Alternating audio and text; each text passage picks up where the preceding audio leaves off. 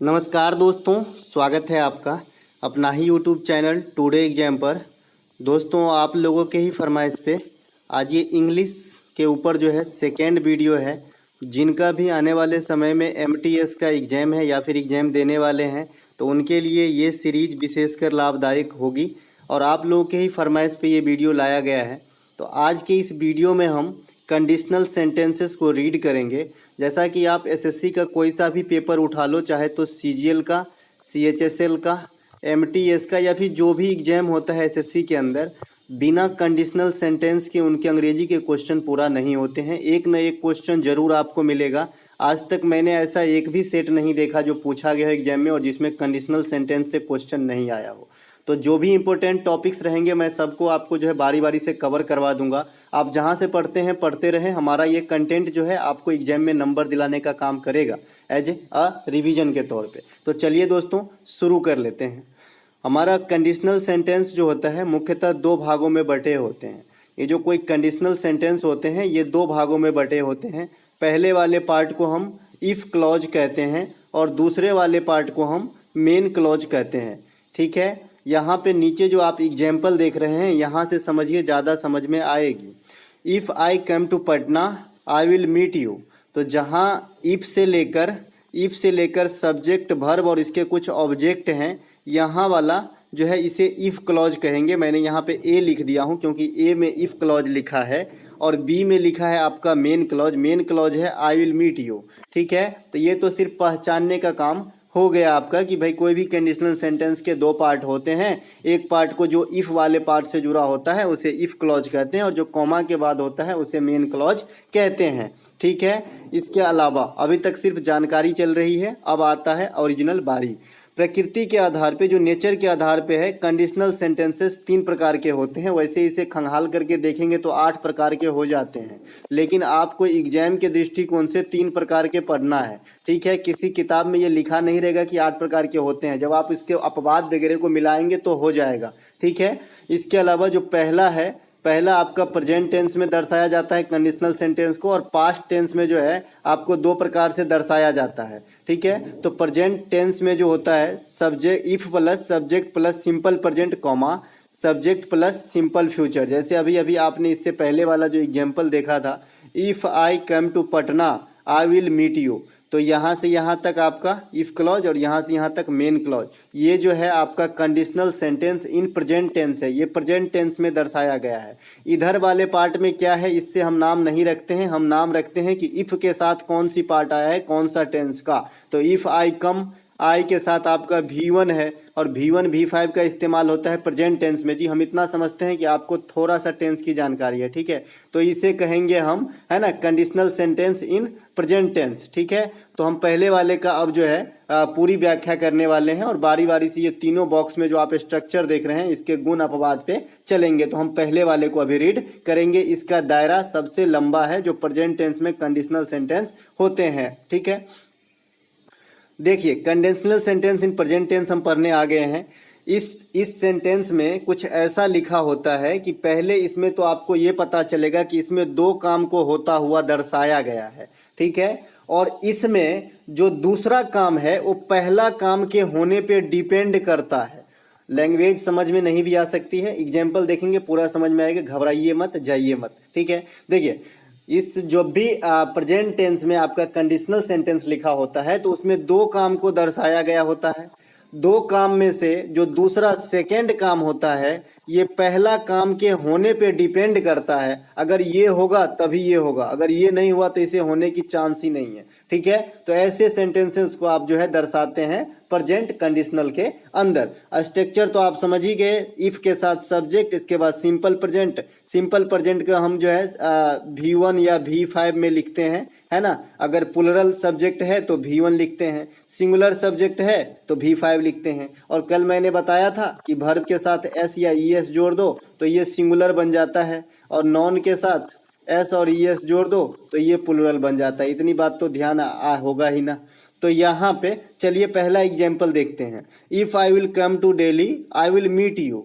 यहाँ पे कह रहा है कि अगर मैं दिल्ली आऊँगा तो मैं तुमसे मिलूँगा, है ना। तो मुझे बताइए कि पहले इसमें दिल्ली का आना हुआ कि पहले मिलना होगा, पहले दिल्ली आना होगा कि पहले मिलना होगा। तो आप कहोगे जी कि दिल्ली आना पहला होगा, तो ये हमारा पहला पार्ट है, और मिलना वाला जो पार्ट है ये हमारा दूसरा पार्ट है। तो जो पहला काम है वो हमेशा किस में रहेगा, सिंपल प्रेजेंट में। तो यहाँ पे कहाँ गलती हो गई जी, तो यहाँ पे गलती हो गई, इफ़ के साथ हमें विल नहीं चाहिए। इफ़ आई कम सफिशियंट है प्रेजेंट टेंस में, सब्जेक्ट के पास बाद जो है V1 V5 का प्रयोग हो जाता है। तो if I come to Delhi I will meet you सही करना पड़ेगा, जो नीचे आपका लिखा है if I come to Delhi I will meet you, ये विल को यहाँ से डिलीट करना पड़ेगा। कैसे समझ में आया, मैं इस विल को तो डिलीट नहीं करना पड़ेगा, तो भाई कैसे करोगे, जो पहला काम है उसमें से हमें विल को डिलीट करना है, उसे हमें सिंपल प्रेजेंट में लिखना है, या इसे ही प्रेजेंट इंडेफिनिट कहते हैं, तो इसमें लिखना है। ठीक है, पहला वाला जो काम होगा, क्योंकि इसमें दो काम इंक्लूड होते हैं, तो पहले दिल्ली आएंगे तब मिलेंगे, तो दिल्ली आना पहला काम है। ठीक है, तो ये मुझे चाहिए आपका सिंपल प्रेजेंट या प्रेजेंट इंडेफिनिट में, तो इसीलिए ये विल यहाँ पे क्या कर रहा है, तो इसीलिए हम इसे डिलीट कर देंगे। अगर आप इसको खाली पढ़ने के व्यू से बिना ग्रामेटिकल नॉलेज से पढ़ोगे तो आपको कुछ भी गलती नहीं लगेगा। If I will come to Delhi I will meet you, मुझे भी कुछ भी गलती नहीं लगा था जब मैंने स्टार्ट करा था अपनी प्रिपेयरिंग। ठीक है, इसके अलावा यहाँ पे सही करके मैंने बताया भाई कि जो आपका प्रेजेंट इंडेफिनिट में होना चाहिए, तो विल को डिलीट करो, if I come to Delhi, अगर मैं दिल्ली आऊँगा तो तुमसे मिलूंगा, और दूसरे पार्ट में सिंपल फ्यूचर रहेगा। दूसरा एग्जाम्पल देखिए, I will help her, I will help her provided she will mends his ways. देखिए इसमें क्या कह रहा है कि मैं उसकी मदद करूंगा बशर्ते, प्रोवाइडेड का जो मतलब होता है, बहुत बार आपको इसके हिंदी पता से आपको जो है कॉमन एरर में काम कर जाता है। प्रोवाइडेड का मतलब होता है बशर्ते, बशर्ते, ठीक है, बशर्ते, है ना। तो I will help her provided she will mend his ways, मैं उसकी हेल्प करूंगा लेकिन उनको अपनी आदतें सुधारनी होगी। तो पहले आदत सुधारेगी कि पहले हेल्प करेगा, तो भाई इनका हेल्प करना जो है ये उनके आदत सुधारने पे डिपेंड है। तो पहले आदत सुधारने वाले पार्ट में मुझे सिंपल प्रेजेंट का स्ट्रक्चर चाहिए, या फिर प्रेजेंट इंडेफिनिट इसे ही कहते हैं, तो ये वाला स्ट्रक्चर चाहिए। ठीक है, जरूरी नहीं है कि हमेशा पहले ही पार्ट जो है इसी साइड लिखा रहेगा। ठीक है, ये एक पार्ट जो है 1 नंबर और ये 2 नंबर है, तो आपको ऐसे भी लिखा मिल सकता है कि भाई ये वाला पार्ट पहले लिखा है और ये बाद में लिखा है। हर चीज अलग अलग एग्जाम्पल देके इसीलिए बता रहा हूं कि आप किसी भी तरीके से गलती ना करें और एक बार पढ़ने के बाद आपको दोबारा पढ़ना ना पड़े। ठीक है, तो I will help her provided she will mend his ways, तो ये पहला जो है, पहले वह उसका आदत सुधारना होगा तब ये बंदा उनको हेल्प करेगा, है ना, चापलूसी की होगी, है ना। तो ये दूसरा काम है और ये पहला काम है, तो हमें पहला काम में विल को डिलीट करना पड़ेगा, हमें चाहिए सिंपल प्रेजेंट का स्ट्रक्चर। तो यहाँ पे मैंने सही करके लिखा है I will help her provided she mends her ways. अब कहोगे गुरुजी आपने सी के साथ मेंड्स लगा दिया, यहाँ पे सी के साथ मेंड है। तो भाई साहब कल मैंने एक चीज बताया रहेगा, अगर आपको याद हो, कि जो भी मॉडल वर्ब्स हैं इनके बाद हमेशा V1 का इस्तेमाल होता है। अब मॉडल वर्ब्स क्या है जो बच्चे नहीं जानते हैं, can, could, may, might, must, है ना, और to, need, dare. Need dear को थोड़ा साइड में रखेंगे क्योंकि ये मॉडल के साथ साथ मेन वर्ब का भी काम कर लेता है। तो ये जो भी मॉडल वर्ब है इनके साथ हमेशा V1 का प्रयोग होता है। अब आप कहोगे भाई मॉडल एक जुलरी वर्ब होता है और एक जुलरी वर्ब इज आरएम भी है, तो इन दोनों में क्या फर्क है, इन दोनों में क्या फर्क है, तो इन दोनों में ये फर्क है मेरे बंधु कि is are am, was, were, has, have, ये मॉडल जुलरी के साथ साथ मेन वर्ब का भी काम कर सकता है जरूरत पड़ने पे, लेकिन मॉडल वर्ब कभी भी मेन वर्ब का काम नहीं कर सकता। इसको हमेशा अपने बाद एक V1 फॉर्म में कुछ ना कुछ चाहिए, तब आप कहोगे पेसिव के स्ट्रक्चर में तो V3 लिखा जाता है, तो वहां पे कहां से लाओगे, हाँ तो कैन बी डन लिखो, कैन बी डन लिखो। कैन हो गया आपका मॉडल, है ना, और बी आ गया आपको इस मॉडल को शांत करने के लिए, और डन आ गया पेसिव के स्ट्रक्चर का V3। तो दोस्तों एक चीज दूसरे पे डिपेंड है। आप जब भी अंग्रेजी पढ़ें, पेपर पढ़ें, तो आप कारण जरूर खोजें कि ये ऐसा क्यों लिखा गया है, उससे आपको बहुत कुछ सीखने को मिलेगा। अपनी पर्सनल एक्सपीरियंस बता रहा हूँ, ठीक है। तो यहाँ पे आपने देखा कि सी के साथ मेंड लिखा है, किसके लिए, क्योंकि ये मॉडल के बाद आया था, विल के बाद, ठीक है। अब मुझे विल को डिलीट करना पड़ा स्ट्रक्चर के हिसाब से, क्योंकि विल जो है पहला कंडीशन है, पहला वो आदत सुधारेगा तब ये बंदा उसका हेल्प करेगा। तो दूसरे कंडीशन में हमें सिंपल फ्यूचर चाहिए जो सही है, और पहला कंडीशन में हमें सिंपल प्रेजेंट चाहिए। तो विल को डिलीट करके V1 V5 लिखना पड़ेगा। चूंकि सी आपका थर्ड पर्सन सिंगुलर नंबर का सब्जेक्ट है, इसीलिए हमें सिंगुलर वर्ब लिखना पड़ेगा, और वर्ब में एस या एस जोड़ने से सिंगुलर होता है तो मेंट्स करना पड़ेगा। वैसे मेंट हिज वेज एक जो है आपका क्या है, ईडियम है, जिसका अर्थ होता है अपनी आदतें में सुधार करना, अपना रास्ता बदल लेना, अपना आदत बदल लेना। ठीक है। इसके अलावा तीसरा एग्जाम्पल है he will come to meet you as soon as you will reach Patna. अब इसमें मुझे कोई बंदा ये बताएं कि पहला काम कौन सा होगा। बोलता है कि वह तुमसे मिलने आएगा जैसे ही तुम पटना पहुंचोगे। तो पहले पटना पहुंचेगा तब मिलने आएगा, इसमें भी उल्टा लिखा है ना। एक वाला पार्ट जो है इफ क्लॉज इधर है ना, और जो आपका मेन क्लॉज है ये इधर है। ठीक है। तो इसमें हमें कहाँ करेक्शन करना पड़ेगा, तो इस विल यू के बाद जो है विल, इसे भेजना पड़ेगा लंदन, यानी डिलीट करना पड़ेगा। ठीक है। तो you will come to meet as soon as you reach Patna, will को करना पड़ा हमें डिलीट, क्योंकि हमें सिंपल प्रेजेंट का स्ट्रक्चर चाहिए पहला काम में। अगर दो काम जो डिपेंडेंट हो और दूसरा काम पहला पे आश्रित हो तो हम कंडीशनल सेंटेंस लिखते हैं प्रेजेंट के अंदर, और जो पहला काम होता है हमेशा सिंपल प्रेजेंट या प्रेजेंट इंडेफिनिट में लिखते हैं, और जो इस काम से होने के बाद दूसरा काम होता है उसको हम सिंपल फ्यूचर में लिखते हैं। आई होप अब तक आप जो है पहला कंडीशनल सेंटेंस को सभी एंगल से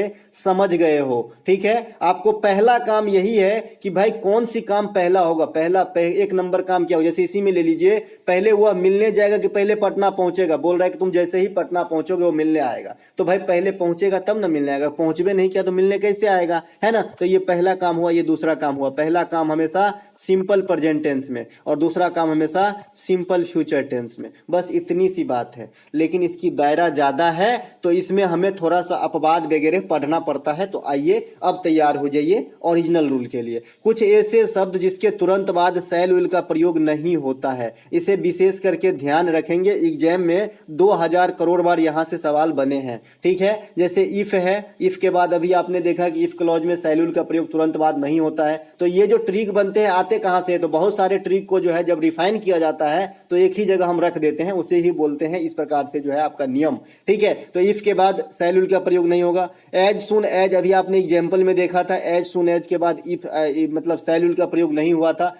हमने स्ट्रक्चर के हिसाब से छांटे थे, लेकिन हमने प्यूरिफाई करके एक ऐसा नियम बनाया कि इफ के बाद नहीं होगा, एज सुन एज के बाद नहीं होगा। प्रोवाइडेड वाला भी एग्जाम्पल आपने देखा था, इसके बाद नहीं होगा। प्रोवाइडेड का मतलब होता है बशर्ते की। बिफोर आफ्टर के बाद तुरंत बाद शैल विल का प्रयोग नहीं होता है। अनटिल और अनलेस के बाद, ये भी बाध्यता दर्शाता है, इनके बाद तुरंत जो है शैल विल का प्रयोग नहीं होता है। साथ ही साथ अनटिल और अनलेस के बाद कोई भी निगेटिव शब्द का प्रयोग तुरंत नहीं होता है। ठीक है। इन केस के बाद भी आपका शैल विल का प्रयोग नहीं होता है। व्हेन और लेस्ट के बाद भी शैल विल का प्रयोग नहीं होता है। देखिए, लेस्ट एक ऐसा शब्द है जो आपको अलार्मिंग करता है, यानी किसी खतरनाक, किसी जो है पछतावा होने वाली चीजों का अलार्म देता है, आपको संकेत करता है। और लेस्ट के बाद हमेशा जो है पेयर के रूप में SHOUD शुड का प्रयोग जो है हमेशा होता है। लेस्ट के बाद शुड का प्रयोग होता है, ये भी एग्जाम में क्वेश्चन आता है, तो आप इसे भी ध्यान रखें। ठीक है। अनलेस अनटिल के बाद नोट का प्रयोग या भी कोई भी नकारात्मक शब्द का प्रयोग नहीं होता, ये बता चुके हैं। ये अपवाद है तो यहाँ बताने के लिए कुछ नहीं है, सिर्फ सुनने के लिए है। और आपको ऐसा रखना है कि भाई इसके बाद ये नहीं होता है जो बताया जा रहा है। ठीक है। पहले आपने समझ ही लिया कंडीशनल सेंटेंस पहला वाला, दो अभी और बाका हुआ है ना। इसके अलावा अगर वाक्य संभावना दर्शा रहा हो तो कंडीशनल सेंटेंस में विल के स्थान पे मे या मैट का प्रयोग कर सकते हैं। जैसे इफ इट रेन्स, है ना, the students may note come for class. देखिए, पहले बारिश होगी तब क्लास आएगा कि नहीं आएगा, तो पहला काम ये तो पहला है और ये दूसरा है। ठीक है। ये पहला है और ये दूसरा है। तो यहाँ पे कह रहा है कि अगर संभावना दर्शा रहा हो तो जो विल होता है ना, शैल विल किस पार्ट में होते हैं, सेकेंड पार्ट में, है ना, सिंपल फ्यूचर वाले पार्ट में। तो उस शैल विल के जगह पे आप मे और मैट का इस्तेमाल करने के लिए स्वतंत्र हो। यही हमारा यह नियम कहता है कि अगर बारिश हुआ ना तो हो सकता है कि बच्चे लोग पढ़ने ना आए, क्लास ना आए। तो यहाँ पे शैल विल के के जगह पे हमने मे का इस्तेमाल कर लिया है। ठीक है, अगर दूसरा एग्जाम्पल की तरफ ध्यान दें, इफ द फॉग रिमेंस, जो आपका कोहरा है वैसे इसी तरीके से बना रहा, इसे रिमेंस माने होता है मतलब यथावत रहना, इसी प्रकार से अगर बना रहे तो द ट्रेन में गेट लेट, जो ट्रेन है वो लेट हो सकता है। तो यहाँ पे विल होना चाहिए स्ट्रक्चर के हिसाब से, तो यहाँ पे संभावना की बात हो रही तो हम विल की जगह पे मे का इस्तेमाल कर लिए हैं। अब देखिए मे और मैट के प्रयोग में क्या है फर्क, भाई दोनों संभावना दर्शाता है, दोनों जो है संभावना के लिए यूज किया जा सकता है, लेकिन जहां मे जो है सामान्यतः जो नॉर्मल संभावना है उसके लिए, वहीं पर मैट जो है ये रिमोट पॉसिबिलिटी को दर्शाता है, यानी कम संभावना को दर्शाने के लिए हम मैट का प्रयोग कर लेते हैं। ठीक है, इसके अलावा अगर जो है सेंटेंस में अनुमति देने का बोध हो रहा है तो विल के जगह मे का प्रयोग होता है। अभी आपने देखा कि संभावना का बोध हो रहा था तो भी मे का प्रयोग होता है। अनुमति, आपने क्लास में इंटर होने से पहले मे आई कमिंग सर बोलते हो ना, तो अनुमति के लिए मे का प्रयोग होता है। अगर ऐसे कंडीशनल सेंटेंस में अनुमति का भाव आ रहा है तो मे का प्रयोग आप शैल विल के साथ मतलब जगह पे कर सकते हो। जैसे if you finish your work you may go home. अब यहाँ पे कोई बंदा, कोई सेठ, कोई मालिक जो है अनुमति दे रहा है कि अगर तुमने अपना काम फिनिश कर लिया तो तुम घर जा सकते हो। ठीक है, तो यहाँ पे विल होना चाहिए, यू विल गो होम, तो विल के जगह पे हमने मे का इस्तेमाल किया है, कोई गलत नहीं है, इसमें हम कर सकते हैं, स्वतंत्र हैं। ठीक है, तो अपवाद में यही पढ़ा जा सकता है, नहीं तो ऐसा नहीं तो आपने तो विल बताया था, यहाँ मे है, हमने काट के सही कर दिया तो आपकी गलती हो गई। ठीक है, तो ये समझ में आना चाहिए अपवाद भी। ठीक है, और एक चीज और ध्यान रखें कि जो होम शब्द हैं इसके पहले प्रीपोजिशन का इस्तेमाल ना करें, at home, in home, at home तो बिल्कुल ना करें, एट होम नहीं होता है, इन होम हो सकता है मतलब पार्टिकुलर जगह पे, लेकिन एट बिल्कुल ना लगाए होम के पहले। ठीक है, ये भी एक नियम है। इसके अलावा विशेष प्रावधान कुछ कहता है कि इफ क्लॉज में प्रेजेंट परफेक्ट तथा प्रेजेंट कंटिन्यूअस का भी प्रयोग गलत नहीं है। आपको पढ़ना है कि सिंपल प्रेजेंट का ही इस्तेमाल आपको पढ़ना है इफ के साथ, इसके बाद जो है सिंपल फ्यूचर दूसरे पार्ट में, है ना, जो अभी हमने पढ़ रहा है, हम लोग पढ़ रहे हैं अभी। लेकिन अगर इफ क्लॉज में प्रेजेंट परफेक्ट का इस्तेमाल कर दिया गया है या प्रेजेंट कंटिन्यूअस का इस्तेमाल कर दिया गया है और दूसरा वाला पार्ट एज इट इज है तो भी आपको कोई टेंशन लेने की बात नहीं है, ये भी सही है। लेकिन आज तक एग्जाम में ये आया नहीं, अपवाद है, फिर भी बताना उचित समझा, है ना। If you are waiting for train, if you are waiting for train, देखिए इफ वाला क्लॉज में होना चाहिए सिंपल प्रेजेंट, लेकिन यहाँ पे प्रेजेंट कंटिन्यूअस को दर्शाया गया है। You should better take a Ola, है ना, ये है आपका दूसरा पार्ट होता है ना, ये आपका पहला पार्ट और ये दूसरा पार्ट, और ये वाले जो काम से बाध्यता होते थे, पहला काम से दूसरा, लेकिन यहाँ पे इस प्रकार से बाध्यता का सीन नहीं आएगा, ये कुछ तीसरा मीनिंग देने लगता है। देखिए if you are waiting the train you should better take a Ola, तुम इस प्रकार से ट्रेन की इंतजार करते रहोगे, इससे अच्छा है कि ओला ले लो। ये दूसरा जो है आपका दे रहा है, ये पहला काम से बाध्यता नहीं है दूसरा, जैसे आपने दिल्ली गया तो आपसे मिलने आऊंगा वैसा वाला सेंस नहीं है। इसीलिए ये सही है कि पहला पार्ट में आपका परफेक्ट टेंस का इस्तेमाल कर लिया या प्रेजेंट कंटिन्यूअस का इस्तेमाल कर लिया, ये भी सही है। तो यहाँ पे कैसे क्या लिखा गया है ये आपको पकड़ना है। मैंने कहा कि भाई ये सेंटेंस सही है, लेकिन कुछ ऐसे चीज है जो हर जगह आपको पिन मारना है कि ऐसा क्यों लिखा गया। You are waiting, you is waiting क्यों नहीं, क्योंकि यू होता है प्लुरल, है ना, यू होता है प्लुरल सब्जेक्ट, इसीलिए इसके साथ आर सही है, इज सही नहीं है। इसके बाद वेटिंग के बाद प्रीपोजिशन के रूप में फॉर का इस्तेमाल होता है। ठीक है, तो ये बात भी ध्यान रखें। और वेटिंग फॉर का मतलब होता है आपका, वेटिंग फॉर के मतलब होता है अवेट होता है एक। ठीक है, तो अवेट कहीं भी लिखा रहे तो फिर इसके बाद फॉर का इस्तेमाल करना गलत है, सुपरफ्लुअस बना दीजिएगा। ठीक है,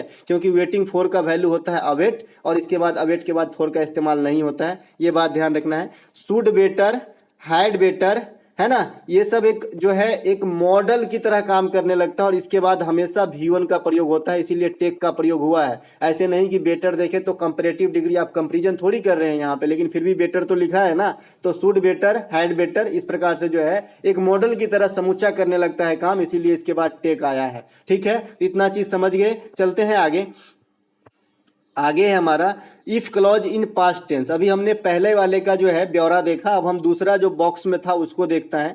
तो इसमें सब्जेक्ट, इफ प्लस सब्जेक्ट आता है, फिर सिंपल पास्ट आता है। सिंपल पास्ट कहने का मतलब V2 आता है, जैसे आई प्लेड, मैंने खेला, है ना, सब्जेक्ट प्लस V2, तो ये सिंपल पास्ट में है। इसके बाद सब्जेक्ट वुड प्लस V1 आता है। अगर एक पार्ट में subject if plus subject plus simple past रहे तो दूसरे पार्ट में सब्जेक्ट वुड प्लस V1। अभी हमने जो देखा इफ था प्लस सिंपल प्रेजेंट था, सिंपल प्रेजेंट यानी V1 V5, इस वाले पार्ट में सब्जेक्ट प्लस सिंपल फ्यूचर था, है ना। तो इसको हमने कर लिया पूरा काम इससे रिलेटेड। अब हम इससे रिलेटेड काम को देखने वाले हैं, तो आइए देखते हैं।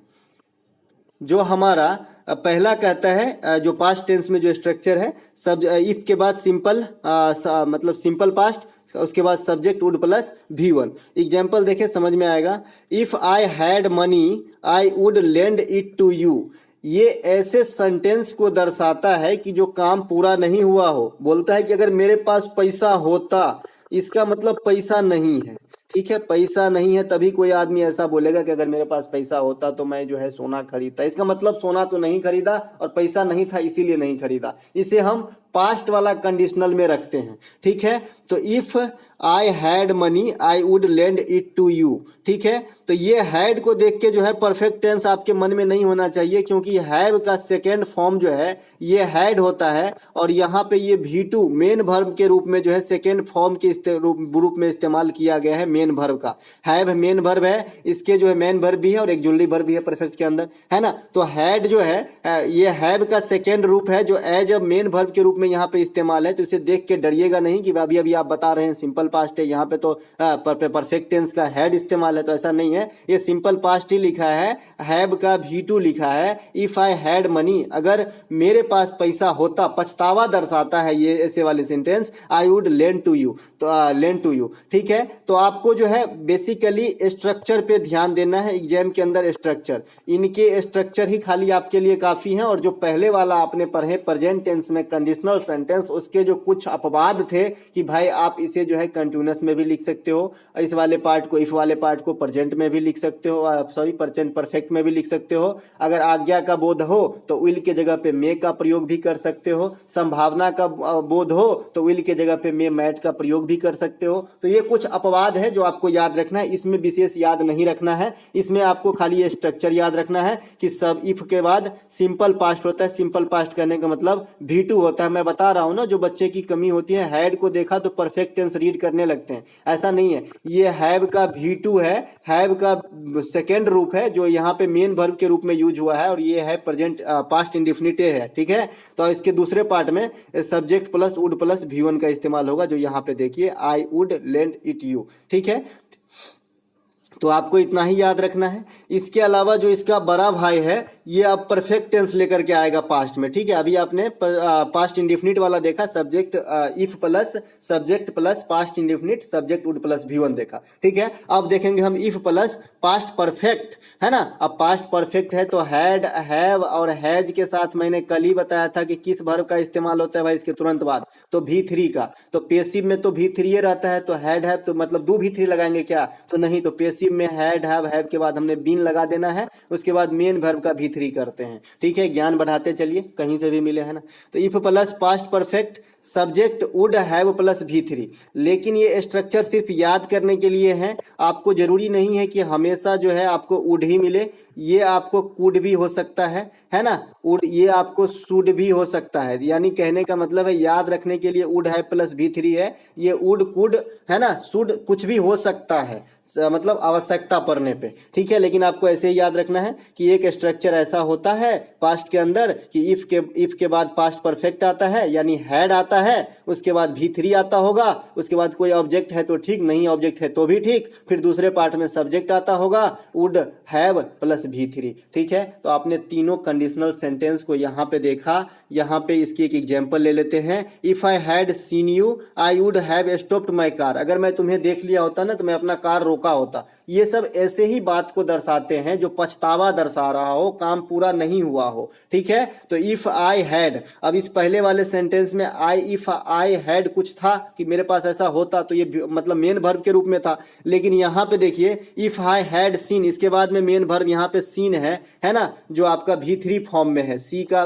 V3 फॉर्म में है, ठीक है। इधर आपका इफ प्लस पास्ट परफेक्ट है, इस वाले दूसरे पार्ट में subject plus would have plus V3 है, यानी I would have stopped, stop का V3 है। तो ऐसे याद रखना है। अब इसी वाले सेंटेंस को एक चैप्टर आता है लॉ ऑफ इन्वर्जन, एक इन्वर्जन मतलब चैप्टर आता है छोटा सा इंग्लिश के अंदर, उसमें क्या होता है, आपने इंट्रोगेटिव सेंटेंस को पढ़ा होगा कि लास्ट में क्वेश्चन मार्क होता है और एक जुलरी वर्ब पहले होता है, फिर सब्जेक्ट होता है, फिर मेन वर्ब होता है और लास्ट में क्वेश्चन मार्क होता है। लेकिन ऐसे वाले स्ट्रक्चर, इसको देखिए जरा, इसके लास्ट में तो कोई क्वेश्चन मार्क नहीं है ना, फिर भी आपका हैड से इस्तेमाल हुआ है और हैड यहाँ पे एक जुलरी वर्ब है, क्योंकि मेन वर्ब यहाँ पे सीन है तो इसमें इस मेन वर्ब का एक जुलरी वर्ब हैड है। हैड से स्टार्ट होने के बाद भी यहाँ पे क्वेश्चन मार्क नहीं है, तो ऐसे तथ्य को इन्वर्जन कहते हैं। और आप इस स्ट्रक्चर को इन्वर्जन में लिख सकते हैं, यानी पास्ट परफेक्ट वाला जो हैड आएगा उसे आप पहले लिख सकते हैं, फिर आप सब्जेक्ट लिख सकते हैं, फिर आप V3 और दूसरे पार्ट को आप एज इट इज लिख सकते हैं। तो यहीं पे ये दर्शाया गया है, आप देख सकते हैं, had plus subject plus V3 plus object, यानी पहला पार्ट खत्म और दूसरा पार्ट को as it is, subject would है प्लस V3। तो आप ऐसे भी लिखें तो भी गलत नहीं है, ऐसे भी लिखें तो भी गलत नहीं है। तो पास्ट में आपने 2 प्रकार का देखा और प्रेजेंट में आपने 1 प्रकार का देखा। पास्ट में जो आपने देखा, ये क्या देखा, यहाँ पे देखिए फिर से रिकॉल करने के लिए है। पास्ट में आपने देखा if plus subject had plus V3, subject would है प्लस V3, ये दूसरा वाला पास्ट का है। इसी को हमने बदल के लिखा था कि हैड को हमने पहले लिख लेना है, फिर सब्जेक्ट लिख लेना है, फिर इसमें से इफ डिलीट हो जाता है, ठीक है। हैड को पहले लिखना है, सब्जेक्ट लिखना है, फिर V3 लिखना है, फिर ऑब्जेक्ट लिखना है और दूसरा पार्ट को एज इट इज इसके बाद जोड़ देना है, यानी सब्जेक्ट वुड है प्लस V3। तो इसको हम ऐसे भी लिख सकते हैं, अब ये भी चर्च किया इसका। इसके अलावा हमने पहले देखा था इफ प्लस प्रेजेंट इंडेफिनिट, इस मतलब if plus subject plus V1 या V5 देखा था, और इस भाग में सब्जेक्ट प्लस सिंपल फ्यूचर का जो है स्ट्रक्चर देखा था, यहाँ पे लिखा है ना, सेल विल वाला, ठीक है। तो ये आपका था जी कंडीशनल सेंटेंस। इससे बाहर क्वेश्चन आपका आज तक एग्जाम में नहीं आया है ना। एक विशेष कंडीशनल सेंटेंस होता है कि अगर मैं राजा होता तो मैं सबको दान देता, अगर मैं पक्षी होता तो मैं आसमान में उड़ता, if I were a bird I would fly in the sky. तो ये विशेष प्रकार का जो है इसमें सब्जेक्ट चाहे कुछ भी हो, यहाँ पे हमेशा V2 का इस्तेमाल ही होता है, ठीक है। यहाँ पे लिखा है, लिखा तो नहीं है, मैं नहीं लिख पाया इसको, सब्जेक्ट चाहे कुछ भी हो ऐसे काल्पनिक सेंटेंस में कि भाई अगर मैं चिड़िया होता तो मैं आसमान में उड़ता, तो मेरा ये ख्वाब कभी भी आगे भी पूरा नहीं होने वाला है। और ऐसे सेंटेंस को हम इस विशेष वाले जो है कंडीशनल सेंटेंस के रूप में रख देते हैं। तो इसका स्ट्रक्चर होता है कि सब्जेक्ट चाहे कुछ भी हो, आपको जो पहला इफ वाला वर्ब लगाना है ये वेयर ही लगाना है, यानी V2 ही लगाना है। ये वाज का जो है सेकेंड फॉर्म है वेयर, जरूरी नहीं कि हमेशा वेयर लगेगा, आपको V2 लगाना है, ठीक है। इतना समझ के रखिए, if I were a bird I would fly in the sky, और इस वाले पार्ट में जो है सब्जेक्ट वुड प्लस V1 होता है, ठीक है। तो आपने देखा ये थे आपके कंडीशनल सेंटेंस। अब कुछ जो आपके एग्जाम में आता रहता है इसे देख लीजिए, इसी फॉर्म में है कि V2 के इस्तेमाल करने से संबंधित है। जैसे आपने एज इफ और एज दो का नाम सुना होगा, इसके बाद हमेशा V2 का प्रयोग किया जाना चाहिए। जैसे एग्जाम्पल पर आइए तो समझ में आ जाएगा, he behaves as if he were या वाज द प्रेसिडेंट, वो हमेशा ऐसा बिहेव करती है कि जैसे कोई प्रेसिडेंट हो, कोई राष्ट्रपति हो, है ना। तो मतलब ये सबसे पहले आपको ये देखना है कि इस टोटल सेंटेंस का नेचर क्या है, पास्ट है या प्रेजेंट। तो मैंने देखा कि भाई इसकी नेचर तो पास्ट है कि ही बिहेव्स, वो ऐसे करती है और आज भी करती है ना, अभी करना जारी है, ये प्रेजेंट की बात हो रही है। लेकिन यहाँ एज इफ लिख के जो है मुझे थोड़ा सा पास्ट का स्ट्रक्चर तो दिया, तो मैं वाज को सिलेक्ट करूं कि वर को सिलेक्ट करूं, तो मुझे यहाँ पे वर को सिलेक्ट करना है, वाज को डिलीट करना है, क्योंकि हमारा नियम कहता है कि एज इफ एज दो काल्पनिक, मतलब जो आपका इस प्रकार के सेंटेंस होते हैं, एज इफ और एज दो जिस सेंटेंस में आपका यूज होता है उसमें हम V2 का प्रयोग कर लेते हैं, ठीक है, एज इफ एज दो के तुरंत बाद, ठीक है। तो हमें वाज को डिलीट करना पड़ेगा, यहाँ से मुझे वेयर के साथ जाना होगा एज इफ के चलते। अगर इसका इस्तेमाल नहीं होता तब तो फिर बात ही बदल जाती, क्योंकि यहाँ आप प्रेजेंट का चीज दिखा रहे हो तो आगे भी आपको प्रेजेंट का चीज ही दिखाना पड़ेगा। बिना मतलब कोई भी सेंटेंस की नेचर चेंज नहीं होती, नेचर चेंज तब होती है जब कोई उस मतलबी वर्ड उसमें आ गया हो। जैसे यहाँ पे एज इफ आ गया है और इसका नेचर है अपने बाद V2 लेना, इसीलिए यहाँ पे प्रेजेंट का चीज न चल के पास्ट का चीज चलने लगा है, उसमें भी मुझे V2 सेलेक्ट करना है, वाज को डिलीट करना है, ठीक है, समझ में आया। लेकिन अगर एज इफ एज दो के बाद भी बात भी हो रखी हो और उसके बाद जो है उस सेंटेंस का जो रहस्य निकल के आता होगा वो पास्ट के बारे में बात कर रहा हो तो फिर मामला गड़बड़ हो जाएगा। देखिए पहले सेंटेंस में कह रहा है कि वह ऐसे बिहेव करती है, मतलब प्रेजेंट में लिखा है बिहेव्स, ही बिहेव्स, ऐसे बिहेव करती है, ऐसे अपने आप को पेश करती है कि कोई प्रेसिडेंट हो, और एज इफ के चलते मैं यहाँ पे V2 सेलेक्ट किया।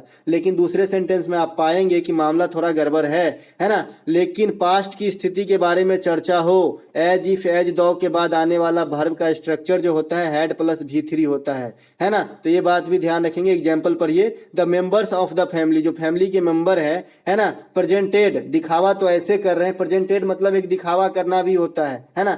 एज दो, अब ये स्ट्रक्चर में से एक शब्द को चुराया गया है, एज दो या एज इफ में से एज दो का इस्तेमाल है। नथिंग हैड अकर्ड, माने कुछ भी नहीं हुआ था, वन नाइट बिफोर, एक नाइट पहले। अकर्ड मतलब कोई घटना घटित होना, कोई चीज होना, हपन होना, है ना, अकर्ड बोलते हैं। तो यहाँ पे हैड अकर्ड आएगा, और पहले वाले के हिसाब से यहाँ तो सिर्फ V2 आना चाहिए, तो हैड को डिलीट करना चाहिए। नहीं, हैड को अगर यहाँ पे मैं डिलीट कर दिया तो हमारा गलत हो जाएगा, क्योंकि ये पास्ट के बारे में बता रहा है और पहला प्रेजेंट की बात हो रखी थी, इसीलिए एज इफ के बाद V2 का सिलेक्शन किया था। यहाँ पे पास्ट की बात हो रही है, इसीलिए हमने एज इफ के बाद या फिर एज दो के बाद हैड प्लस V3 का सिलेक्शन किया है। ठीक है, समझ में आया। इसके अलावा एग्जाम में आपका आता है it is time, it is high time. It is time हो चाहे इट इज हाई टाइम हो, इसके बाद हमेशा V2 का प्रयोग करेंगे। जैसे एग्जाम्पल पे आइए, it is high time we begin preparing for the examination. ठीक है, तो यहाँ पे हमें ई बिगिन जो है ये V1 में लिखा है, जो हमें काट रहा है, क्योंकि इट इज हाई टाइम के चलते मुझे आगे की जो वर्ब आएगा वो जस्ट वो V2 में चाहिए। तो it is high time you started, E begin का जो है सेकेंड फॉर्म हमने स्टार्ट का स्टार्टेड लिख लिया, सेम सेंस आ रहा है। प्रिपेयरिंग होना चाहिए यार, रिपेयरिंग लिखा गया है यार, यहाँ पे प्रिपेयरिंग कर लेना, पी लिख देना पीछे भाई साहब, और है ना, प्रिपेयरिंग कर लेना फॉर द एग्जामिनेशन। ठीक है, तो ये इट इज हाई टाइम के चलते मुझे इस बिगिन को V1 को हटाना है, V2 को डालना है। हमने स्टार्टेड डाला और सेंटेंस को करेक्ट कर लिया। तो दोस्तों ये थे आज के कंडीशनल सेंटेंस के ऊपर हमारा वीडियो। अगर आपको अच्छा लगा हो तो लाइक कर लेंगे। मिलेंगे एक नए वीडियो में, तब तक के लिए जय हिंद।